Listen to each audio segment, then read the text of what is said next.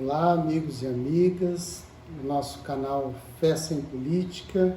Sejam todos bem-vindos. Para você que já acompanha o nosso canal, um abraço. Para você que está chegando agora, seja bem-vindo. Que Jesus e Maria te abençoe, né? Que nosso Senhor te abençoe através da intercessão de nossa Mãezinha do Céu. Nós estamos aqui para mais um vídeo, né? Do nosso canal. Meu nome é Alain Rogério Gomes. E depois de 2 vídeos aí que nós falamos sobre outros assuntos, eu vou voltar hoje naquele assunto dos termos católicos, né? Embora tenha alguma relação com o vídeo anterior, e se você olhar por data, você vai ver que no vídeo anterior a gente falou da missa, né? Então hoje nós vamos falar do sentido, do significado, da origem, né, da palavra liturgia, né?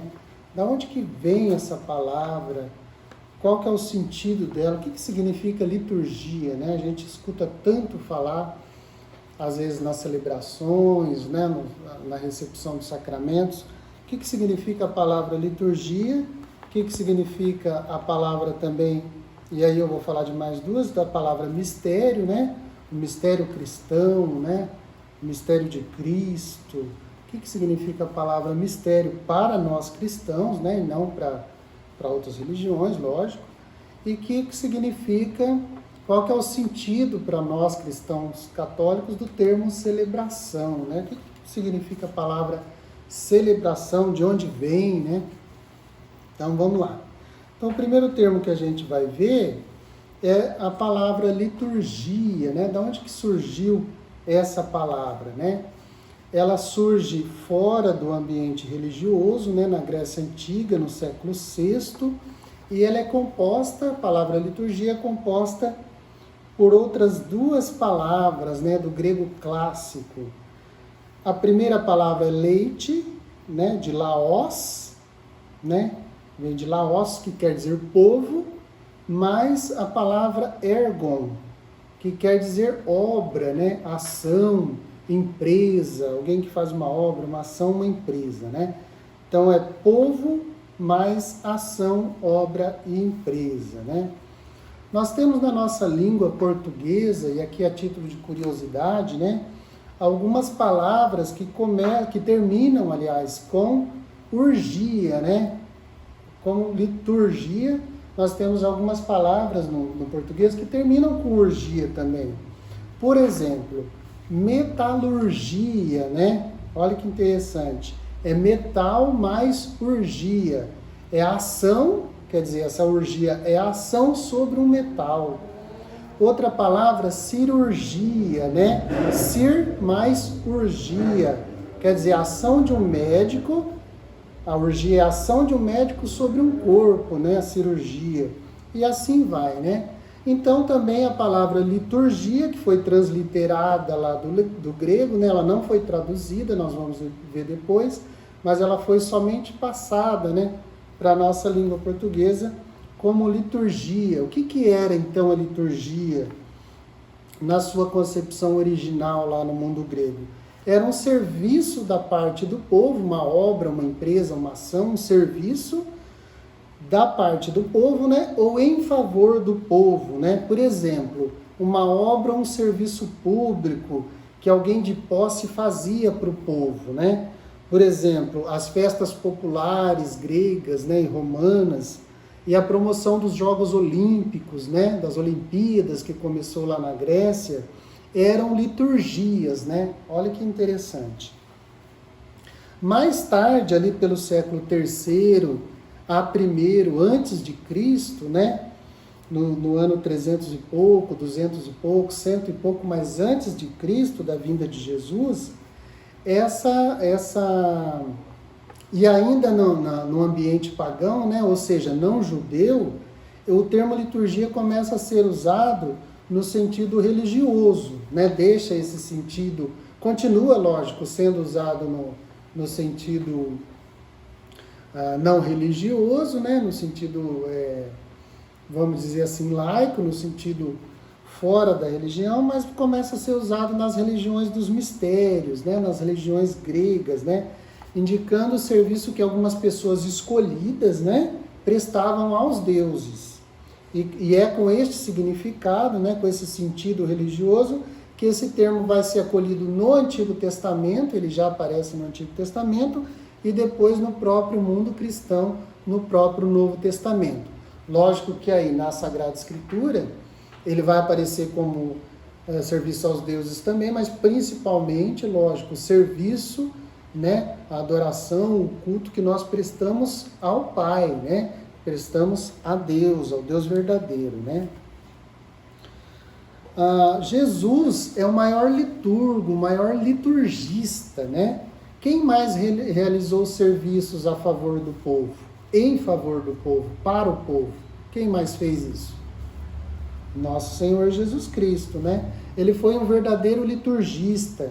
Ele curava, libertava, né? Multiplicava os pães, ressuscitava os mortos, estava do lado dos necessitados, do lado dos excluídos da sociedade, né? Aquele que mais serviu, né?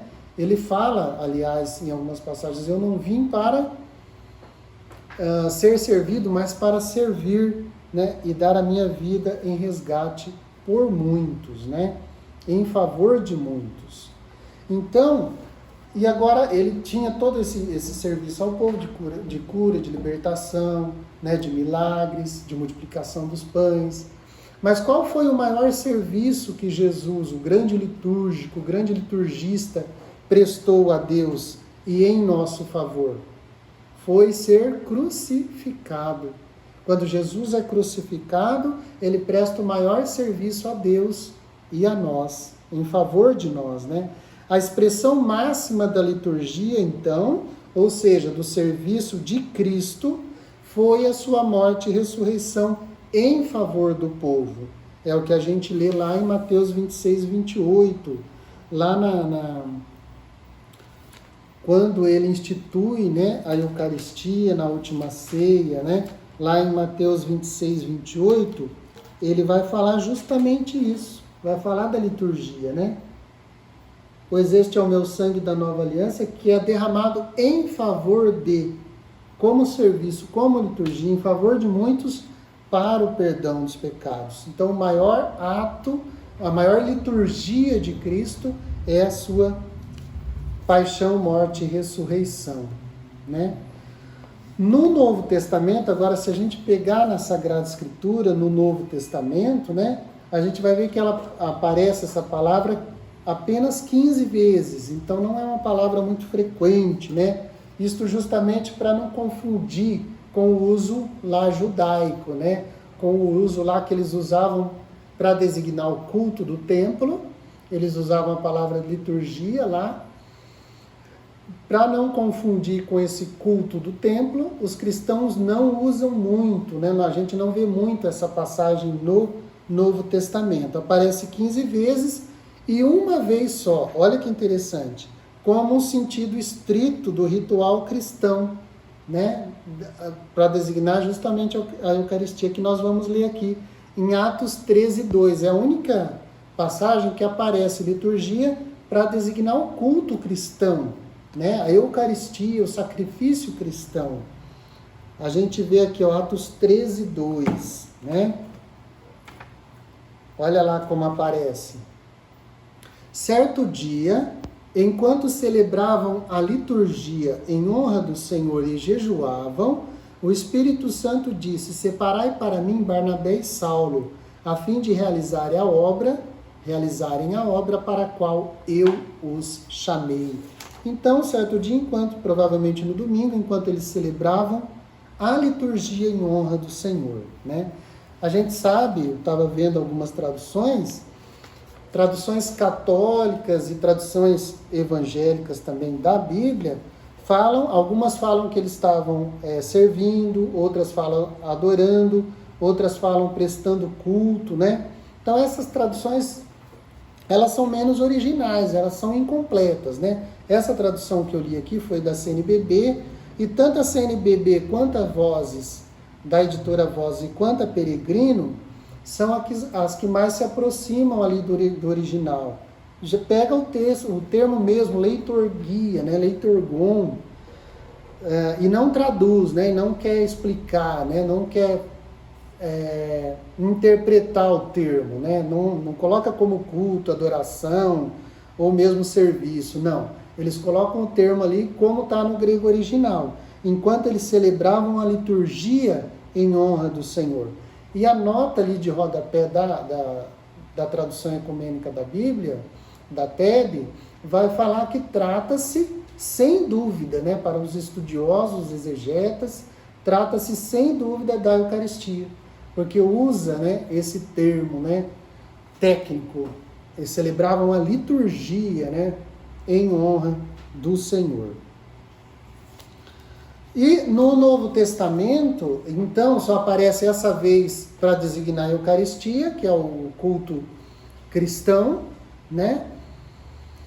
E ele vai aparecer as outras 14 vezes para falar, para indicar, aliás, ora o anúncio do Evangelho, né? Então Paulo vai usar muito isso, que ele, ao anunciar o Evangelho, ao pregar a palavra de Deus, ele está realizando uma liturgia em honra do Senhor, né?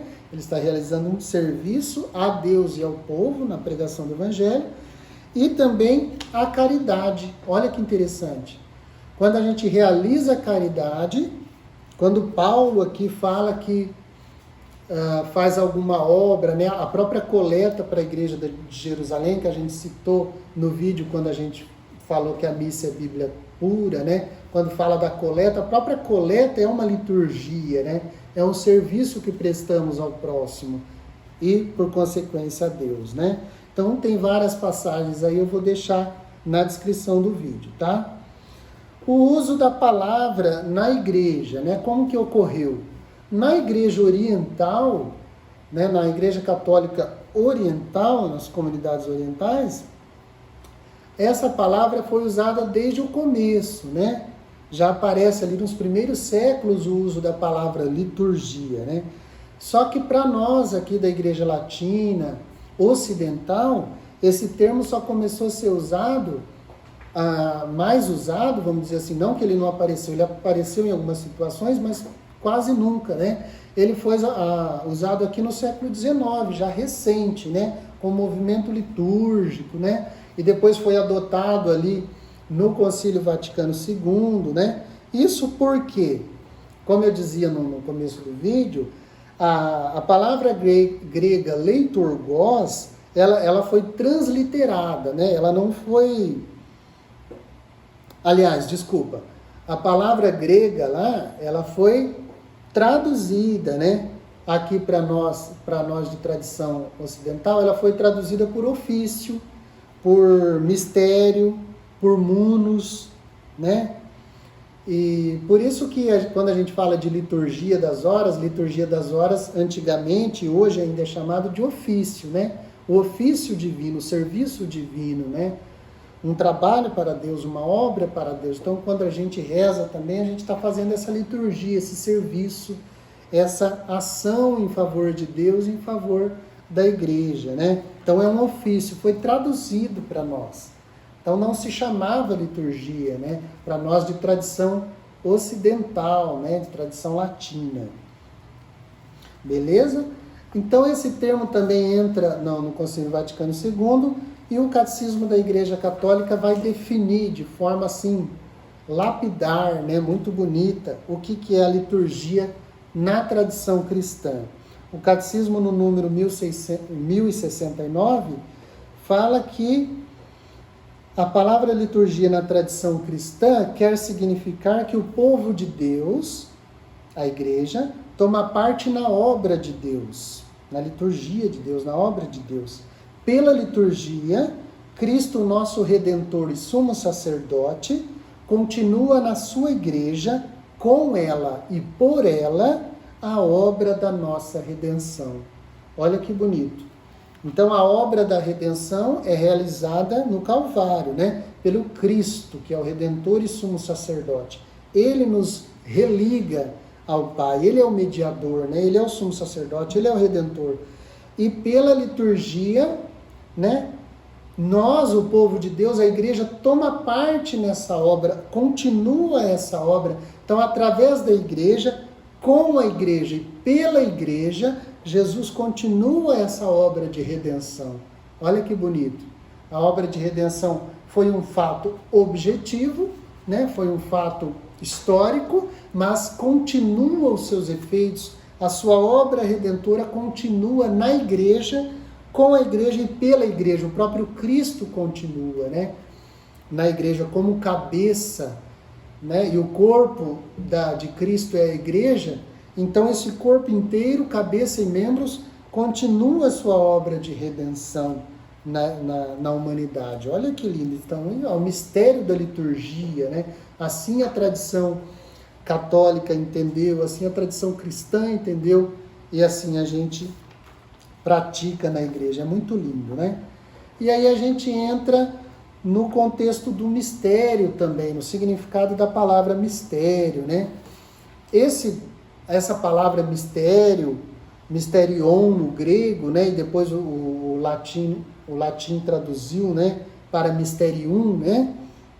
Essa palavra aparece pela primeira vez nas religiões de mistérios gregas, né? Lá também antes de Cristo, né? Na Grécia Antiga. E essas religiões de mistérios só participavam os iniciados, né? Para você fazer parte dessas religiões lá, e aqui religiões eu estou falando pagãs, né? Religiões gregas lá que acreditavam nos deuses, né? Lá gregos, você tinha que passar por ritos de iniciação, né? Você tinha que ser iniciado nos mistérios, né? Para você participar, né? Eu falo disso um pouco num dos primeiros livros do canal, quando eu falo dos batismos dessas religiões de mistérios, né? Se você dá uma retornada lá, ou se você não assistiu e quiser assistir, dá uma lida lá. Como que acontecia essa iniciação dentro dessas religiões? Eu não vou entrar nesses pormenores aqui, né? Como hoje a gente tem acesso aos mistérios, né, aos sacramentos da igreja, somente quem passa através da preparação, dessa iniciação aos sacramentos da igreja, aos mistérios da igreja, né? Nós só temos esse acesso aos mistérios de Cristo, aos sacramentos da igreja, se nós passamos por essa preparação, por essa iniciação cristã. Quais são os sacramentos da iniciação cristã que eu falei lá quando eu falei da iniciação, dos sacramentos da igreja? O batismo, né? Que é a porta de entrada para a fé, para a igreja, a crisma e a Eucaristia. São os 3 sacramentos, né, cristãos da iniciação. Então, ali nós somos iniciados nos mistérios cristãos, né? Mas tem essa origem pagã, essa origem lá na Grécia Antiga, só que foi acolhido também, foi cristianizado, vamos dizer assim, no Novo Testamento, na Bíblia, né? Às vezes as pessoas podem falar quem não é cristão, ou pessoas contrárias à igreja, né? Tem gente que quer protestar tudo, né? Tem gente que quer questionar tudo, acha que só ele é certo, escolhe algumas passagens da Bíblia e fica martelando e não olha a Bíblia inteira, né? Nós aqui não somos católicos. Nós acreditamos na Sagrada Escritura, na Sagrada Tradição e na interpretação fiel da Sagrada Tradição e infalível do magistério da Igreja, do Papa e dos bispos, em comunhão com o sucessor de São Pedro. Então nós aqui não pegamos partes da Bíblia e não interpretamos de qualquer forma. Nós interpretamos com a igreja, na igreja, seguindo os santos padres, seguindo os apóstolos. Nós não seguimos fulano, ciclano, não. Nós seguimos nosso Senhor e Salvador Jesus Cristo, o fundador da igreja, que deixou a sua igreja assentada sobre a rocha da fé de Pedro, né? Então, essa palavra tem correlação no Novo Testamento com o termo e a noção de revelação.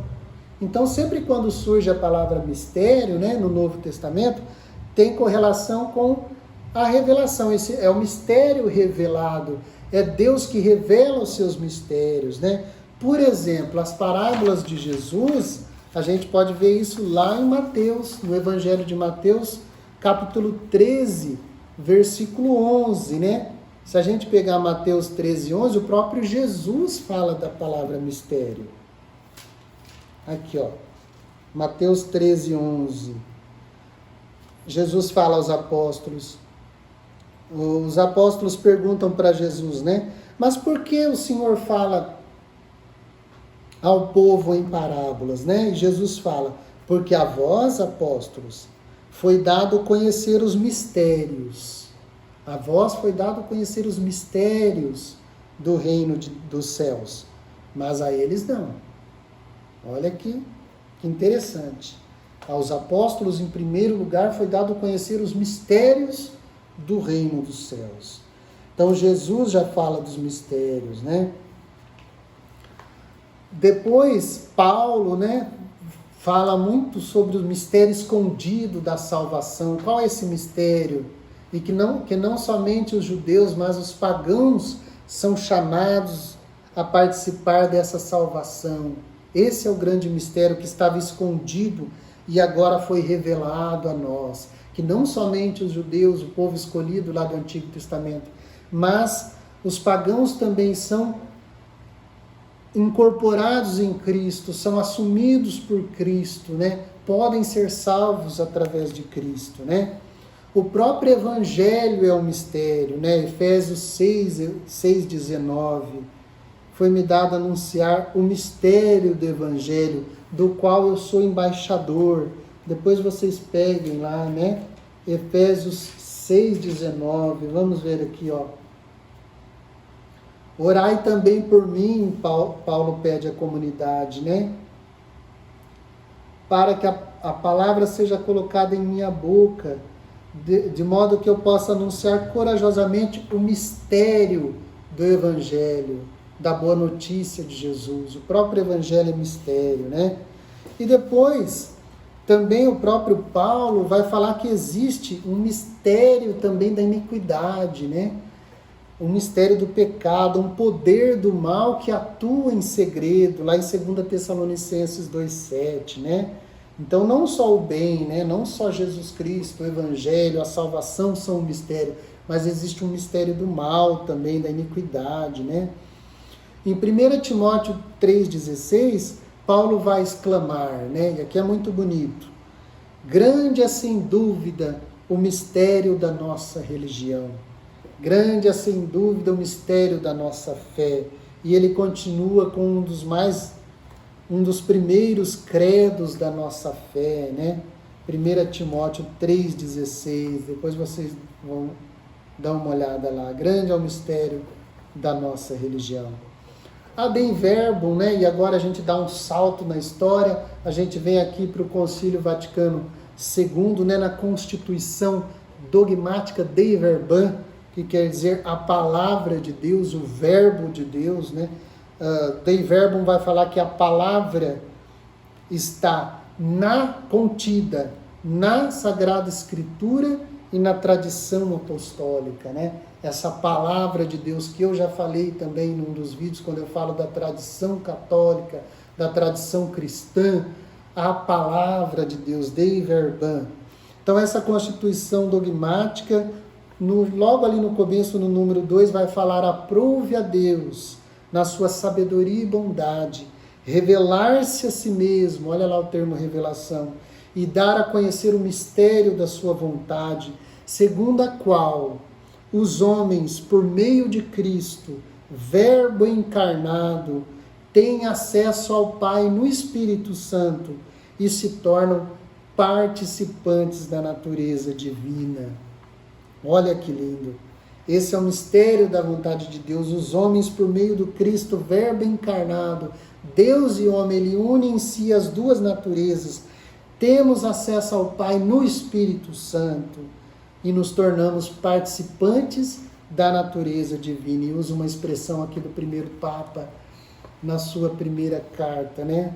Carta Católica de São Pedro. Este era e é o mistério, a vontade de Deus. Olha que lindo, né?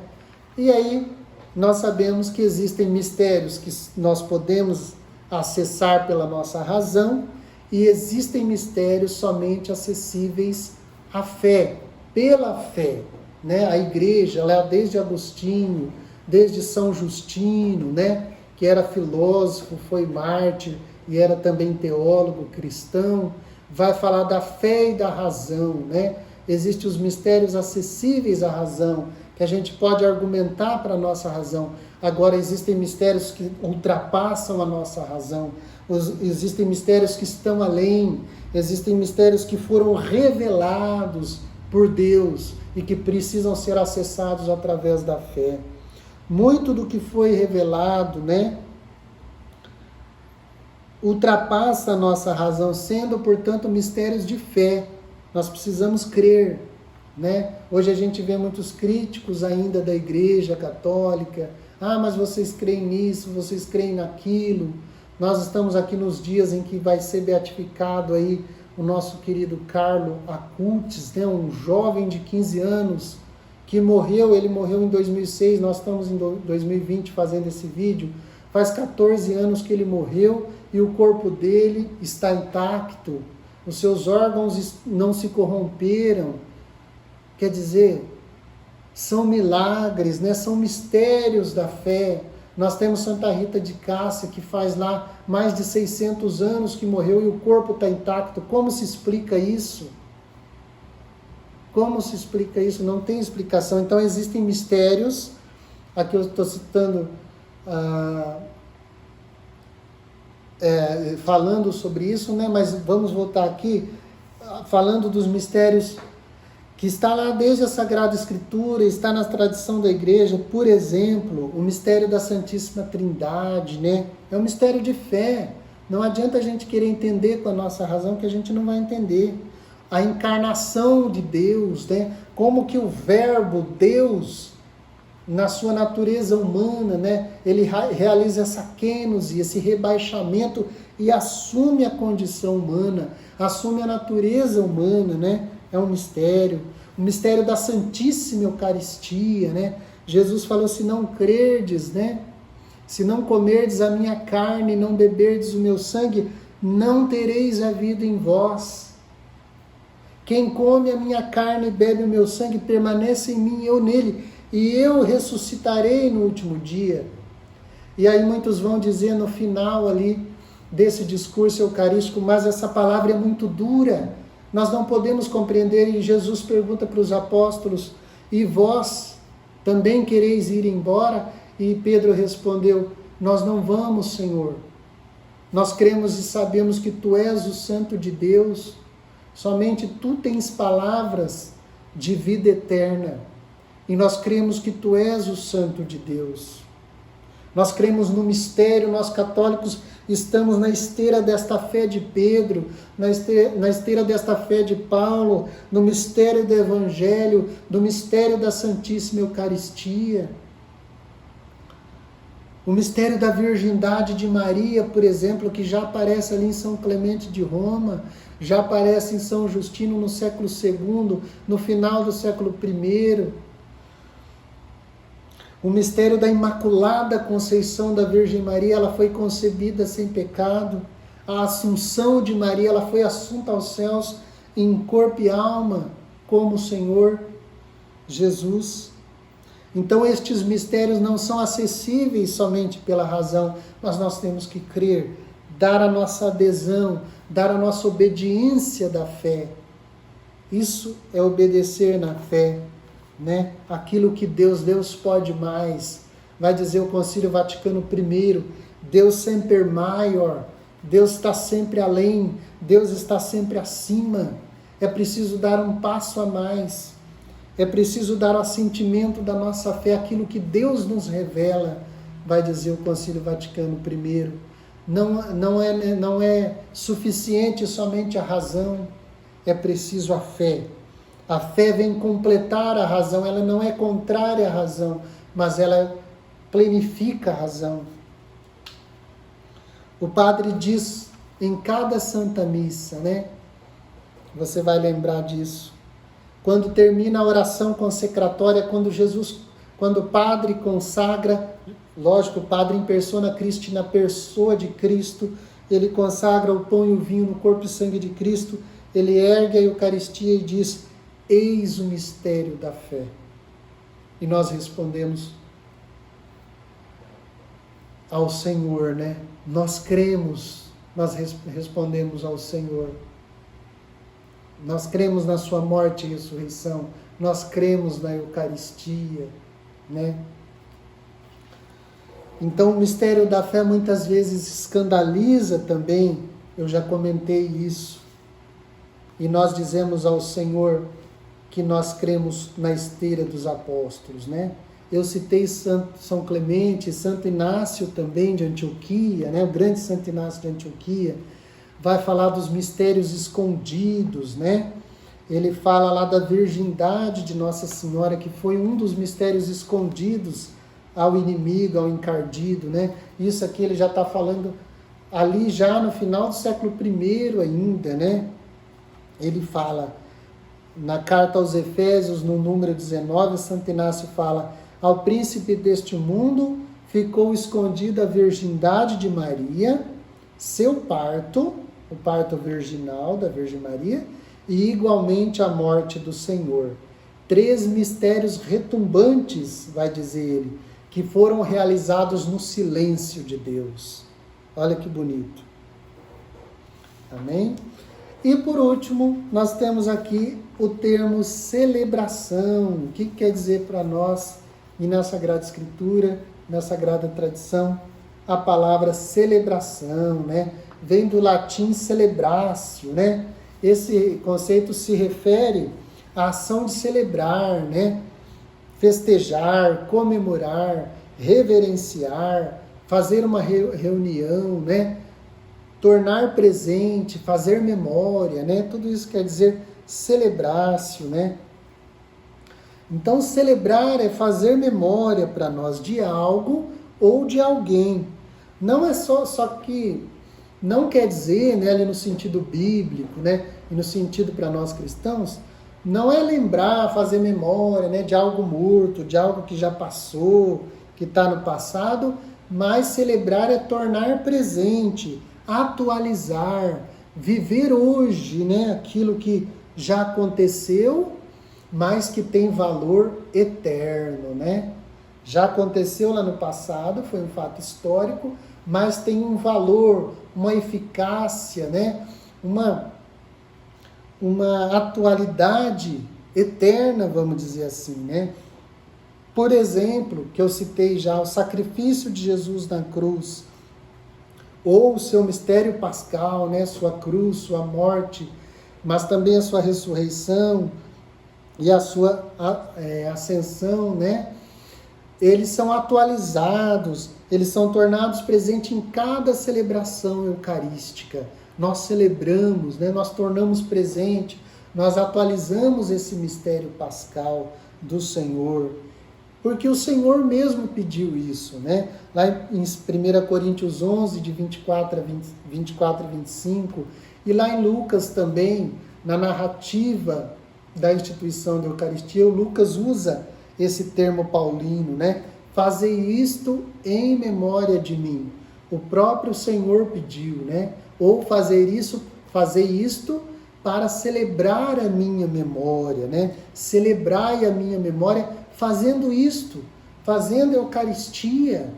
Ele disse aos apóstolos, né? E é isso que a igreja faz desde então, desde aquela quinta-feira santa, a igreja continua fazendo memória, a igreja continua atualizando, a igreja continua tornando presente o mistério pascal no Santíssimo Sacramento da Eucaristia, na celebração da Eucaristia, na Santa Missa. Olha que bonito. Então, celebrar e viver a liturgia de Cristo, que é a liturgia de Cristo, que é o seu serviço, né? E que o seu mistério pascal. Então, a Eucaristia é fazer memória, é a celebração da morte, da entrega total e do serviço, da liturgia, né, de Cristo. Olha que bonito, olha como se amarram os termos, né? Olha como o termo celebrar, fazer memória, daquele serviço, daquele maior serviço, como eu disse, né? Daquela maior liturgia que Cristo realizou. Nós celebramos isso na missa, né? Celebrar, então, e fazer memória da liturgia de Cristo, isso aqui é uma reflexão do meu professor lá de liturgia, né? Quando eu fiz, no curso de teologia, eu fiz liturgia, ele falava assim: celebrar, fazer memória de Cristo na Santa Missa, né, da liturgia de Cristo, é fácil. O difícil é continuar depois da missa esse serviço, essa liturgia, essa entrega aos nossos irmãos e irmãs, né? Como disse São João, assim como o Senhor nos amou, né? Como o Senhor nos amou, o próprio Jesus fala, né? Assim como eu vos amei, amai-vos uns aos outros, né? E como depois São João vai dizer na própria carta dele também, né? Na primeira carta de São João, né? Assim como nós fomos amados por Deus, Deus é amor, e assim como nós somos amados por Deus, nós devemos amar os nossos irmãos e irmãs. Isso é a liturgia de Cristo, né? Isso é viver a liturgia, o serviço de Cristo. Então, participando dessa celebração, fazendo memória e atualizando isso, participando desse mistério, dessa liturgia, dessa entrega de Jesus, nós somos chamados a fazer a mesma coisa que Jesus fez, a fazer esse serviço, a tornarmos liturgia também, como o Novo Testamento vai dizer, e a tradição da igreja vai dizer, na caridade aos irmãos, né? E na nossa missão, eu estou fazendo esse vídeo no mês de outubro, na nossa pregação, no nosso evangelho, nós também estamos prestando esse serviço, essa liturgia aos nossos irmãos e irmãs. Todos nós temos uma missão. Nós precisamos descobrir a nossa missão, né? E nós descobrimos isso como? Celebrando a liturgia de Cristo. Então, olha lá, a passagem inicial que eu li, Atos 13, 2, enquanto eles celebravam a liturgia em honra do Senhor e jejuavam, o Espírito Santo designou eles para a missão. Designou Barnabé e Paulo para a missão. Eles impuseram as mãos e enviaram os irmãos em missão. E por isso que no final da missa, como eu disse no vídeo sobre a missa, o padre diz, admissio, ite missa est, ide, vocês estão enviados, ide em paz, que o Senhor vos acompanhe. Mas esse Senhor que nos acompanha para a missão, nos acompanha para a missa.